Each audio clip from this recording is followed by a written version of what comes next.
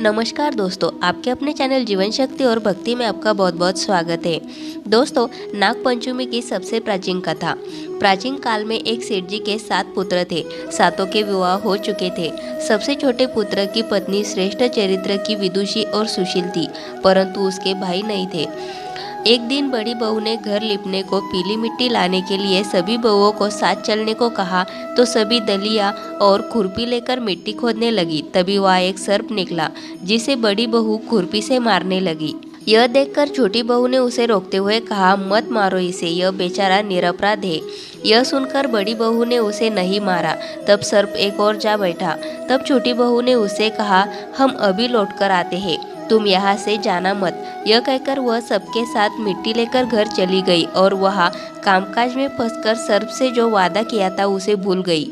उसे दूसरे दिन वह बात याद आई, तो सबको साथ लेकर वहाँ पहुंची और सर्प को उस स्थान पर बैठा देखकर बोली, सर्प भैया नमस्कार। सर्प ने कहा, तू भैया कह चुकी है, इसलिए तुझे छोड़ देता हूँ, नहीं तो झूठी बात कहने के कारण तुझे अभी डस लेता। वह बोली, भैया मुझसे भूल हो गई, उसकी क्षमा मांगती हूँ।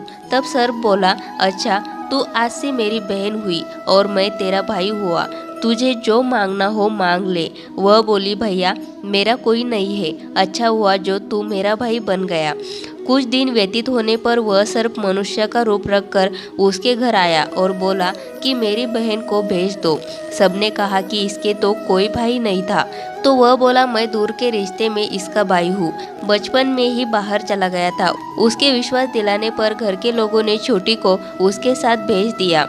उसने मार्ग में बताया कि मैं वही सर्प हूँ, इसलिए तू डरना नहीं और जहाँ चलने में कठिनाई हो वहाँ मेरी पूंछ पकड़ लेना। उसने कहे अनुसार ही किया और इस प्रकार वह उसके घर पहुँच गई। वहाँ के धन ऐश्वर्य को देखकर वह चकित हो गई। एक दिन सर्प की माता ने उसे कहा, मैं एक काम से बाहर जा रही हूँ, तू अपने भाइयों को ठंडा दूध पिला देना।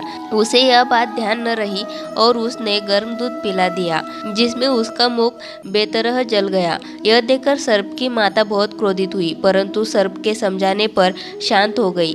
तब सर्प ने कहा कि बहन को अब उसके घर भेज देना चाहिए। तब सर्प और उसके पिता ने उसे बहुत सा सोना चांदी जवाहरात वस्त्र भूषण आदि देकर उसके घर पहुंचा दिया। इतना ढेर सारा धन देखकर बड़ी बहू ने ईर्ष्या से कहा, भाई तो बड़ा धनवान है, तुझे तो उससे और भी धन लाना चाहिए। सर्प ने यह वचन सुना तो सब वस्तुएं सोने की लाकर दे दी। यह देखकर बड़ी बहू ने कहा, इन्हें झाड़ने की झाड़ू भी सोने की होनी चाहिए।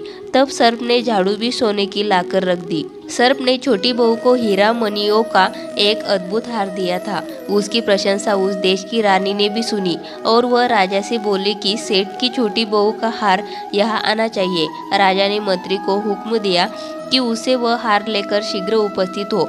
मंत्री ने सेठ जी से जाकर कहा कि महारानी जी छोटी बहू का हार पहनेंगी, वह उससे लेकर मुझे दे दो। सेठ जी ने डर के कारण छोटी बहू से हार मांगकर दे दिया।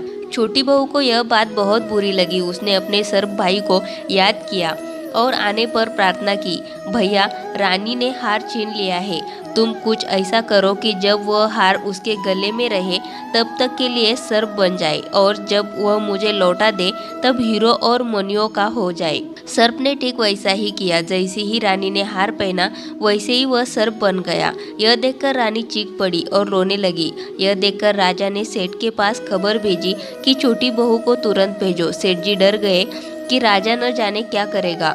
वे स्वयं छोटी बहू को साथ लेकर उपस्थित हुए। राजा ने छोटी बहू से पूछा, तूने क्या जादू किया है, मैं तुझे दंड दूंगा। छोटी बहू बोली, राजन दुष्टता क्षमा कीजिए, यह हार ही ऐसा है कि मेरे गले में हीरो और मणियों का रहता है और दूसरे के गले में सर्प बन जाता है। यह सुनकर राजा ने वह सर्प बना हार उसे देकर कहा, अभी पहनकर दिखाओ। छोटी बहू ने जैसे ही उसे पहना वैसे ही हीरो मणियों का हो गया। यह देखकर राजा को उसकी बात का विश्वास हो गया और उसने प्रसन्न होकर उसे बहुत सी मुद्राएं भी पुरस्कार में दी। छोटी वह अपने हार और इन सहित घर लौट आई।